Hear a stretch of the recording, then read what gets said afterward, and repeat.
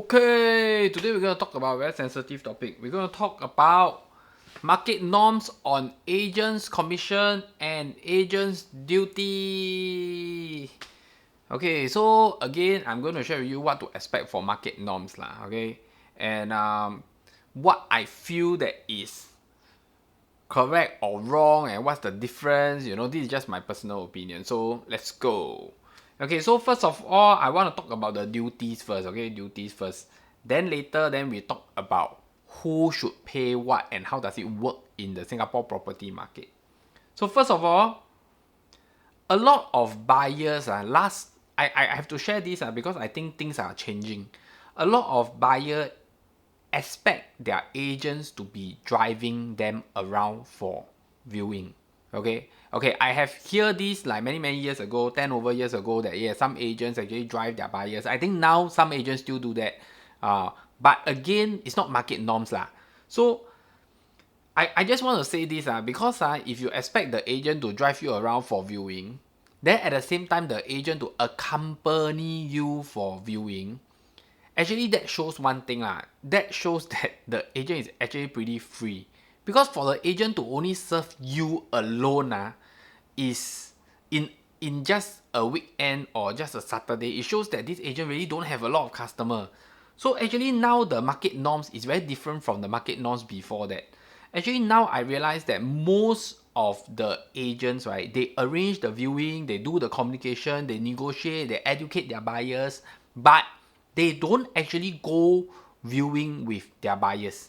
I think this is a healthy change because of this, their buyers. Okay, so you see, there's a few reasons to this. Number one, if you want the agent to go for the viewing with you, the agent needs to coordinate his time with the seller agent's time, the seller's time, and his other viewing time to go with you. So if your agent is not free because he has another appointment, means he don't go with you, meh? Or if your agent is selling another unit, how is he going to go with you for purchase? So it's either he deprive you of the viewing, or he deprive the seller, or he deprive other customer. Okay, to make it short and sweet is that nowadays in this market norm, if you actually have experience with a agent that is representing you in purchase, I would say that most of the buyer agents that is actually like a performing agent, agent that is doing not too bad, a good agent that is doing quite well in the market, they wouldn't be able to coordinate time like this. Of course, I will say that yes, they may go with you for viewing once or twice, or they may go with you for viewing when you see a unit that you like and you require a second viewing, but they cannot be there to drive you around. They cannot be there to go viewing with you for every viewing. This is at least what I see in the change in this market norm today. Okay, lesser and lesser agents go for the viewing with their buyers due to a lot of reasons in the market that is changing, and I think it's reasonable because they still handle the communication. The buyers don't do the communication themselves, the buyers don't negotiate themselves, the buyers don't arrange viewing themselves, the buyer don't message the seller agent themselves. The buyer only go down there and go and see the house. Okay, and when the buyer sees something that they like, they will most likely ask the agent. If they need opinions from the agent, they will most likely ask the agent to go and view with them again. I think that is absolutely fine. Okay, so this is one market norm that is changing already, and a lot of these buyers, okay, the way the buyer agent work with the buyers are now changing to this way.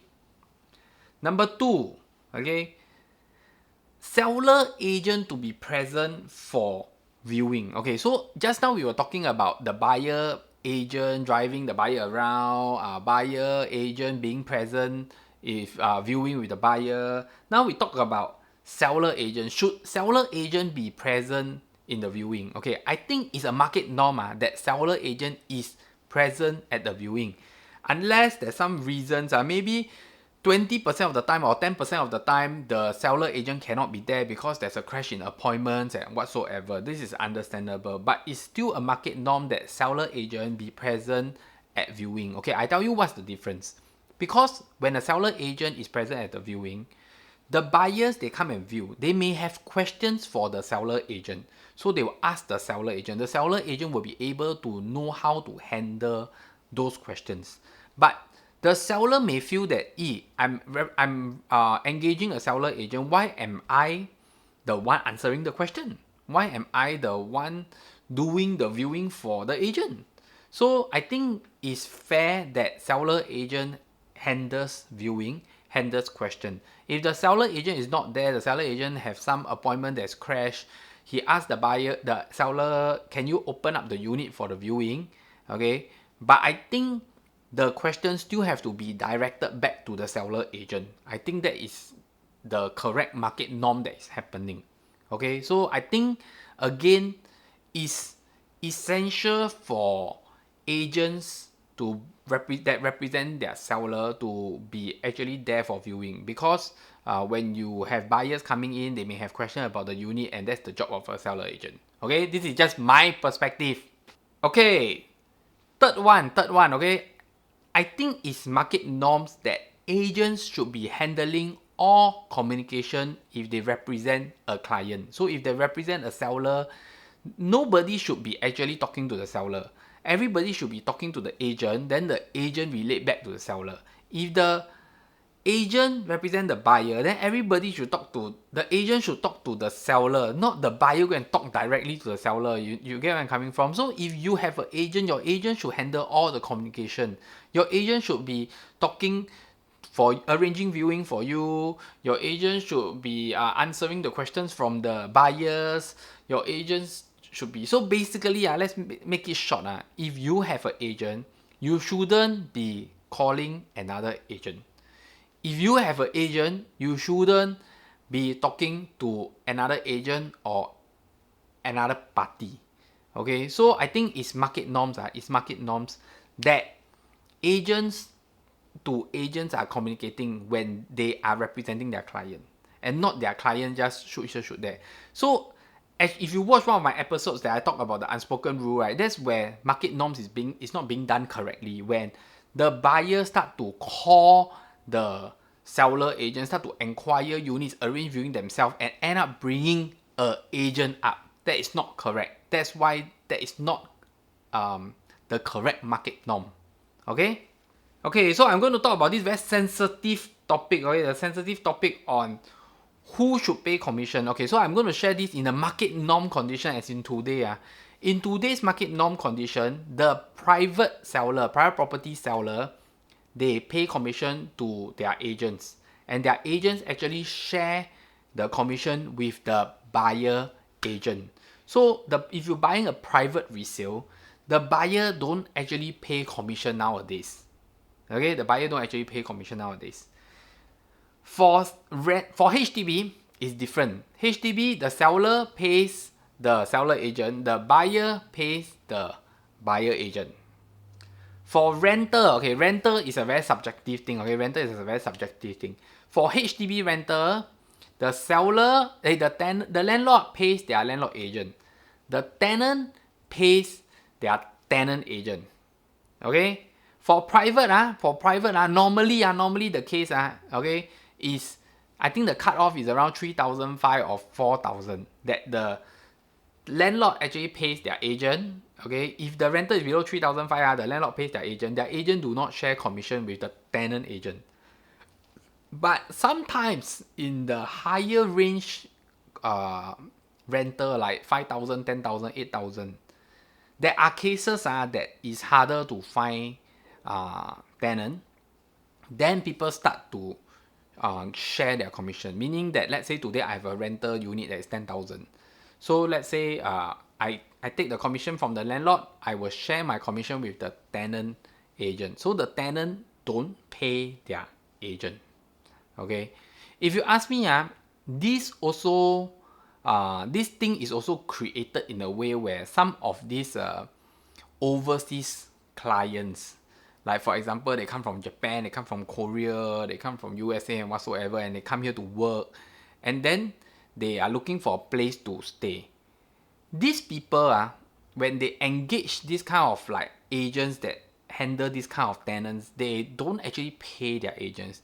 That's why it comes out to have a habit, or it comes out to have these market norms that, or this higher ends renter, the landlord agent need to share their commission. However, today I think this starts to change lah, because for this that is very subjective cases, because I have also seen cases where 5,000, 8,000, 10,000 renter, the landlord agent don't want to share anymore. Okay, so I think this is back to supply and demand. But in the rental cases, I can see more and more people not willing to share. People feel that they should collect from their own respective client. Okay, so this is market norm, but I want to share this is that in last year, I think all the big real estate agency actually signed this memo or something. It appeared on the newspaper. If I can find, I will put a picture here, here, here, or here. Okay, to say that everybody should actually pay their own representing agent. So it should work like the HDB market where the seller is paying the seller agent, the buyer is paying the buyer agent. So it should work like that in the private market. It should work like that in the rental market. Okay, in the private market, let me share with you. I feel that in the private market, if you really put a thought into it, technically the person paying the agent fee is actually the buyer. Okay, you must put a thought to it first, because the seller will have, let's say the seller intend to sell 1.5 million. They have already included the agent fee. They already know that they have to pay agent fee. Okay, so they already know that after the agent fee take back, how much they're going to take back and whatsoever. So they already increase the price to the level that already include the agent fee. So who is paying the seller? Is the buyer. The buyer pays the seller this fee, and the seller take this fee to pay the seller agent, and the seller agent share portion of this with the buyer agent. So actually, technically, I feel the person paying is the buyer.